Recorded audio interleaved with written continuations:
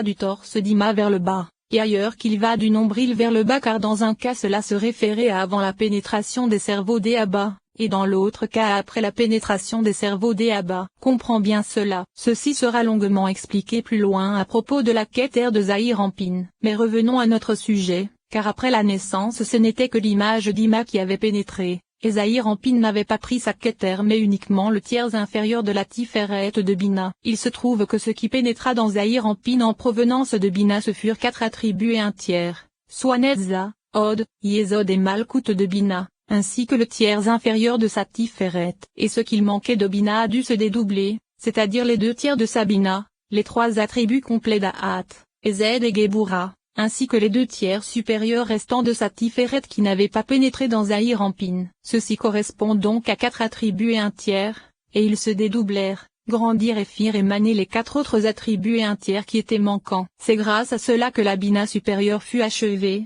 avec 10 séphiroth. Mais nous détaillerons cet enseignement plus loin à propos de Keter. Ainsi, la Bina supérieure s'accouple toujours et sans cesse avec Abba, et c'est à son propos qu'il est écrit. Et un fleuve sortait d'Éden pour arroser le jardin. Comprends bien cela. Et Tebuna qui est inférieur était couché sur les poussins et ne connaissait pas l'accouplement. Ainsi, alors que les 2 ne formaient qu'un seul parsouf et que ces cerveaux de Zahir Anpin furent enfantés, les 2 parsoufim sortirent ensemble de la Yesod générale. Il se trouve que l'image des cerveaux était suspendue dans l'air, hors de Yesod, entre les 2 premières parties des Netza et Od générale où se situaient alors les 3 premières de cette Tebuna. Ainsi, en ce qui concerne cet aspect du même de Tselem, puisque les cerveaux ne se revêtaient pas encore de Tebuna et puisqu'ils ne possédaient aucun vêtement il est indiqué qu'ils étaient au nombre de 4, soit Tokma, Bina, Ezed et Gebura, chacun contenant 10, séphiroth, d'où le même de Tselem. Mais revenons à notre sujet, c'est-à-dire que le même de Tselem correspond au revêtement des cerveaux par les 4 premières de Tebuna, alors que le Lamed de Tselem correspond à la seconde descente des cerveaux alors qu'ils étaient revêtus des Ezed, Gebura et Tiferet de Tebuna. Or il s'agit uniquement de 3 séphiroth, Ezed, Gebura et Tiferet, chacune contenant 10, séphiroth, d'où le Lamed. En effet, les vêtements ne sont qu'au nombre de 3, Ezed, Gebura et Tiferet, bien que les cerveaux soient 4. Ainsi, ils étaient cachés à l'intérieur et ce n'étaient que les vêtements au nombre de 3 qui étaient visibles. Et puisqu'il n'y avait que 2 séphiroth et demi, c'est pourquoi il fut question de Lamed. Le sujet en est que la moitié de la Séphira Tiferet de Tebuna contenait le Lamed de Tselem car il s'agissait de la Keter du Tzadi de Tselem comme cela sera expliqué avec l'aide de Dieu. Mais il existe une seconde signification à cela, et c'est le secret de la forme. Car lorsque tu lèves un bras et abaisses l'autre, ton corps les reliant au milieu, tu prends une forme de Lamed, de la façon suivante. Voir figure dans le Sefer Eyim à la page 146 du tome 2. D'une autre façon tout aussi exacte, si tu abaisses juste un bras et dresses le cou, tu obtiens la forme d'un Lamed, de la façon suivante, voir figure dans le Sefer Eyim à la page 147 du tome 2.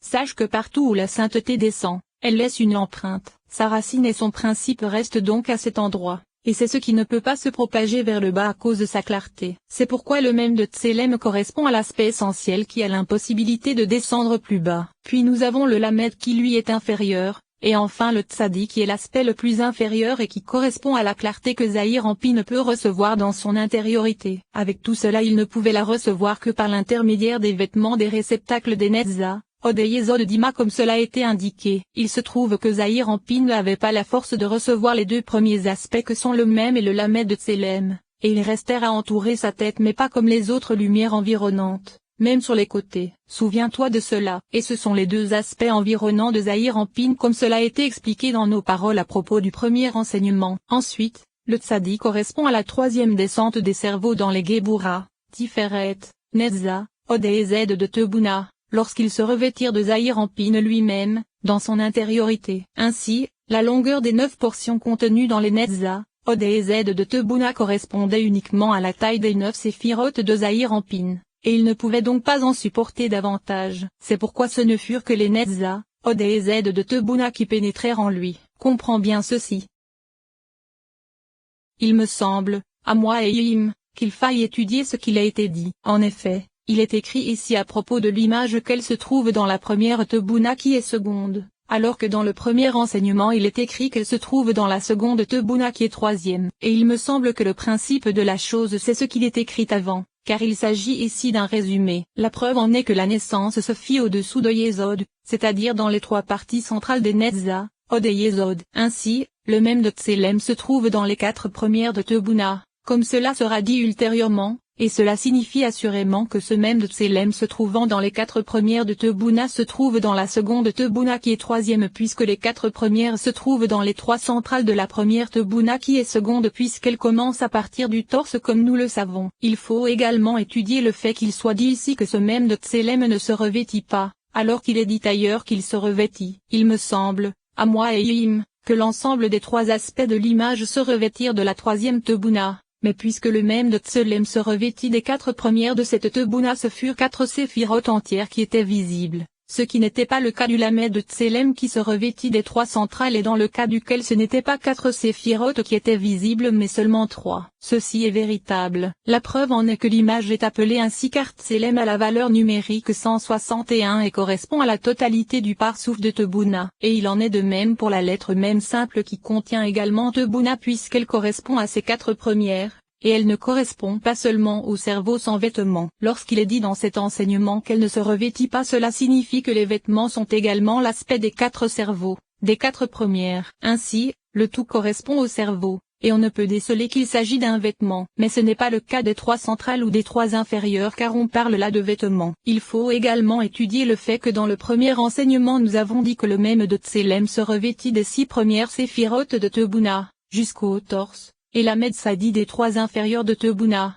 sauf que le Lamed se revêtit d'abord, et Zahir Ampin et le Tsadi ensuite. Or mon maître de mémoire béni m'a expliqué ici que le Lamed se revêtit de Ez, Gebura et Tiferet, et le Tsadi de Netzah, Od et Yesod. Il semble, selon ma pauvre connaissance, que ce soit là la vérité de cet enseignement, mais je ne serai pas plus précis. Souviens-toi de cela. Nous allons maintenant expliquer la différence existant entre les trois lettres de Tselem. En effet, les deux environnantes du Lamed même de Tselem sont Keter Okma Abina et Z Gebura Tiferet, vêtements et réceptacles. Les extériorités se trouvent dans le torse de Tebuna, et les lumières intérieures sont incluses car les lumières de Tebuna se trouvent là, tout comme les lumières de Zahir Ampin qui sont appelées cerveaux. Et c'est parce qu'elles contiennent les lumières des cerveaux de Zahir Ampin qu'elles sont dites environnantes de Zahir Ampin. En vérité, le Tsadi de Tselem se divise en deux aspects puisque la Keter de Zahir Ampin, que ce soit vis-à-vis des extériorités ou des intériorités, c'est-à-dire des lumières ou des réceptacles,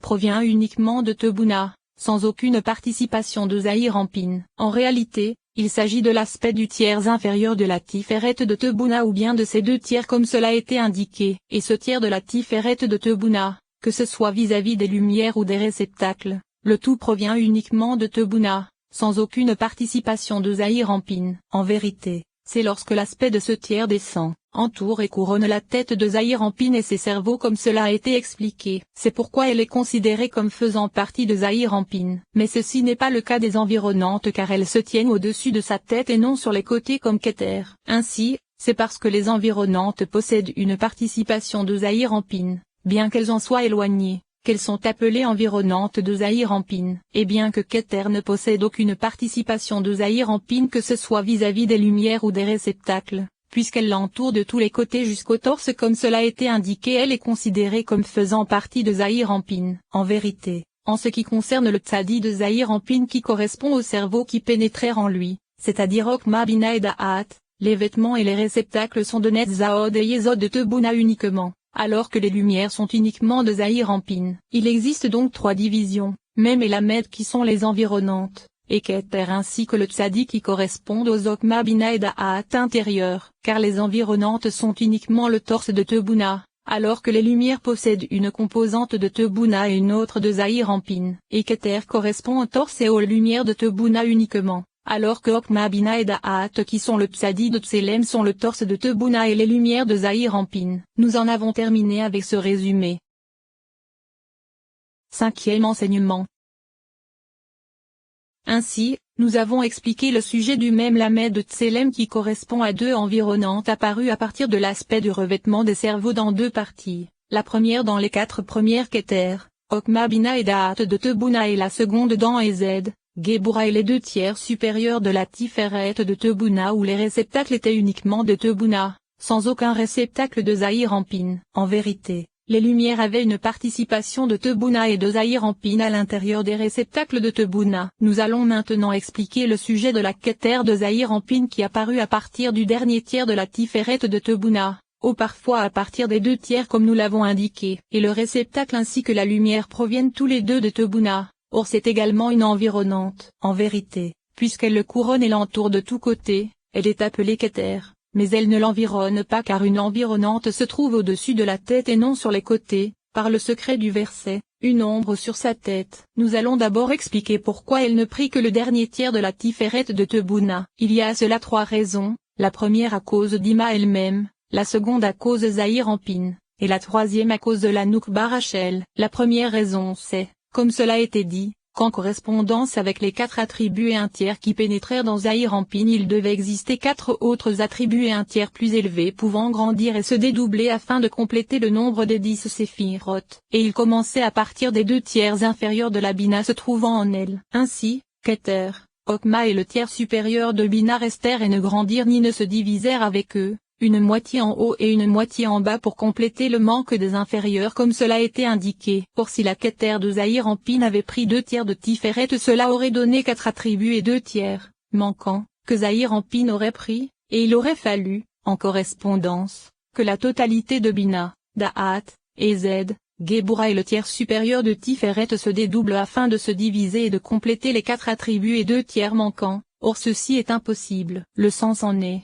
comme nous le savons, que tout comme les Abba et Ima généraux de l'Atsilut connaissent un accouplement perpétuel car ils sont identiques en hauteur, et c'est le secret de l'expression ils apparurent ensemble et résidant ensemble ce qui n'est pas le cas de Zahir-Anpin et Noukba qui ne sont pas identiques car l'un est parfois plus grand que l'autre et leur accouplement cesse car ils ne peuvent plus s'accoupler puisqu'ils ne sont pas identiques, ainsi il en est de même pour tout Okma et Bina dans chacun des parts soufim particuliers. C'est-à-dire que leur accouplement ne cesse jamais. Il se trouve que les Okma et Bina d'Ima qui sont ces 2 cerveaux sont identiques, aucune n'étant plus grande que l'autre, ceci afin qu'elles puissent toujours s'accoupler. Ainsi, si toutes les parties de Bina se dédoublaient et complétaient les attributs inférieurs manquants, sa force serait affaiblie en se divisant entièrement. Or ce ne serait pas le cas de Okma et elle resterait intacte, avec toute sa force, puisqu'elle ne se divise pas pour compléter la déficience des inférieurs. Ainsi, leur accouplement ne serait plus permanent. C'est pourquoi il faut au moins que son tiers supérieur ne s'affaiblisse pas et ne change pas par rapport à ce qu'il était,